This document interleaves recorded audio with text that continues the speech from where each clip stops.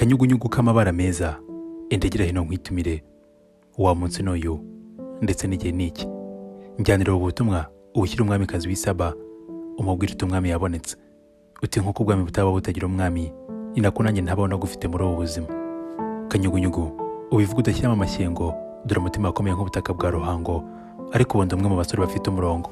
Kenshi iyo mbimubwiye bifata nk'umuhango, nambwira ko ameze nk'ubusitani bwiza bwuje indabo nziza, ati hoshi igenda sinjye mwiza. Nakongeraho ko asa nk'ururabo rw'amabara atagira uko asa, akandeba mu maso n'amasoni menshi, ati dore uko asa. Nyamara iyo ndebye ubwiza bwe, nabugiranye n'umurongo ugira uti uko tuzasa ntibirahishurwa, ubwoba buranaha. Ni ngaho data, uyu marayika yisanze muri iyi si gute? Ni iki cyatumye aza gutura muri iyi si yanduye? Ubwo nkarenzaho ngatwenga, ari nako mbona akazuba karenga.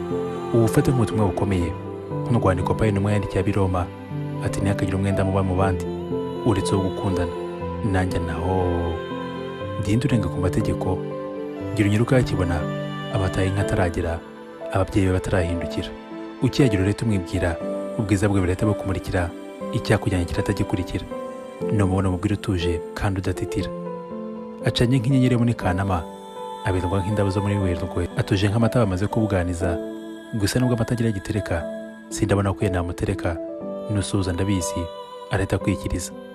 Nujya guhindukira umubwire ko areba amahitamo ameza y'umusore uzi ubwenge, nawe arahita amenya aho ubutumwa buturutse.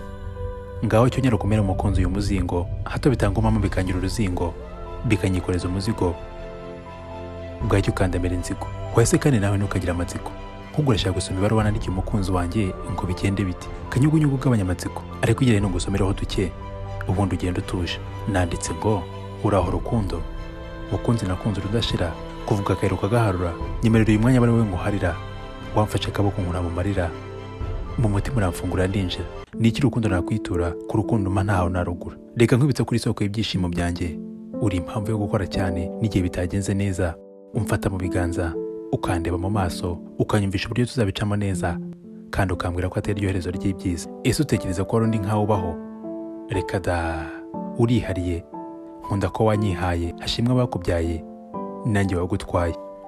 Nagira ngo nkwibutse ko ngukunda, nkurinda, kandi burya ndanagufuhira, ariko si bimwe by'abubu.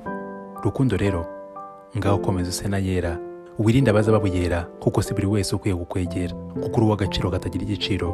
Kubisobanura byansaba kubishyira mu byiciro. Ngaho kanyugunyugu, ko mbona watangiye gusinzira, nahoze nsoma nzi ngo byaryoshye, kumbe watwa urisinzirira. Ngaho nyere kuguruke, umuyaga utaraba mwinshi, nuhindukira uransanga mu ntango z'urugo. Ngaho cyo nyaruka.